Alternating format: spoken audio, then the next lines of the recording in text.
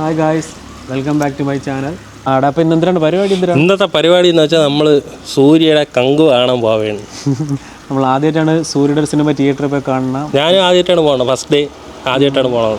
നമ്മൾ മുമ്പ് ലാസ്റ്റ് കണ്ടത് വിക്രം, അതിൽ കുറച്ചേ ഉള്ളൂ സൂര്യ നായകനായിട്ട് വരുന്ന ഒരു സിനിമ നമ്മൾ ആദ്യമായിട്ടാണ് പോയി കാണുന്നത്. നമ്മൾ രണ്ടുപേരും സൂര്യ ഫാനാണ്. നമ്മൾ ഫസ്റ്റ് ഷോയ്ക്കൊന്നുമല്ല പോകണം, 11 മണിക്കുള്ള ഷോയ്ക്കാണ് പോകുന്നത്. റിവ്യൂ ഒക്കെ വന്നെന്ന് ചേട്ടൻ പറയണ കേട്ട്, ഞാൻ പിന്നെ ഒന്നും കേൾക്കാൻ പോയില്ല. എനിക്ക് രണ്ടാമത്തെ ട്രെയിലർ കണ്ടപ്പോൾ നല്ലതായിട്ട് ഇഷ്ടപ്പെട്ടു. ഏത് മറ്റേ സൂര്യയുടെ പുതിയ ലുക്ക് രണ്ടാമത് ഇറങ്ങിയില്ലേ, അതൊക്കെ കണ്ടപ്പോഴാണ് എനിക്കും ഇഷ്ടപ്പെട്ട.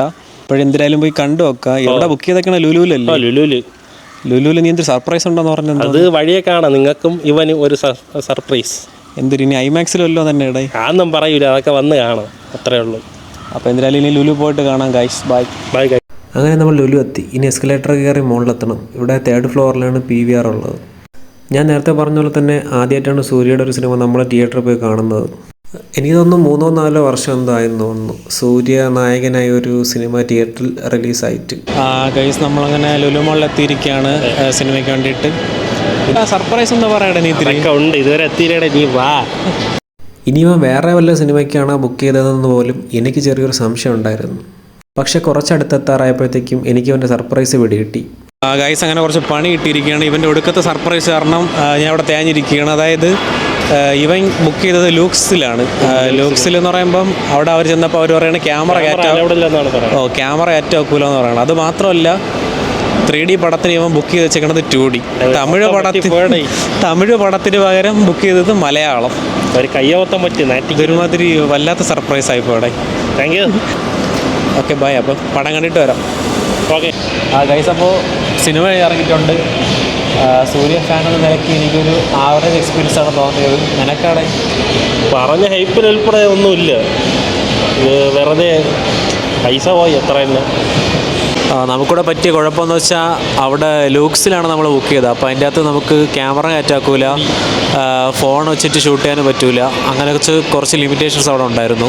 പിന്നെ മലയാളമാണ് കണ്ടത്, അതുകൊണ്ട് തന്നെ ഫസ്റ്റ് ഹാഫിലൊക്കെ ഉള്ളതൊക്കെ കുറച്ച് ഓവറായിട്ട് തോന്നി. അതിന് ലാംഗ്വേജിൻ്റെ കുഴപ്പമുണ്ടാണോ കാണാൻ പറ്റുമെങ്കിൽ കാണാം, അല്ലാതെ ഇവർ പറയും പോലത്തെ ഹൈപ്പും കാര്യങ്ങളും ഒന്നുമില്ല. പിന്നെ 3D അല്ല ഉണ്ട്, അതുകൊണ്ട് തന്നെ 3D എക്സ്പീരിയൻസ് പൊളിയാണ്. പിന്നെ സൂര്യയുടെ ആക്ടിങ് വേറെ ലെവലാണ്. ബാക്കി വെച്ച് നോക്കുകയാണെങ്കിൽ അവർ പറഞ്ഞ ഹൈപ്പിൻ്റെ ഇതൊന്നും ഇല്ല സിനിമയിൽ. പിന്നെ 2ാം ഭാഗം ഉണ്ടെന്ന് പറയണം, അത് ഇനി എങ്ങനെയാവുമെന്ന് കണ്ടിട്ട് അറിയണം. ലാസ്റ്റ് ഒരു സസ്പെൻസ് ഒക്കെ ഉണ്ട്, ഒരാളെ ഗസ്റ്റ് റോളൊക്കെ ഉണ്ട്. അതൊക്കെ നിങ്ങൾ തന്നെ കാണുക.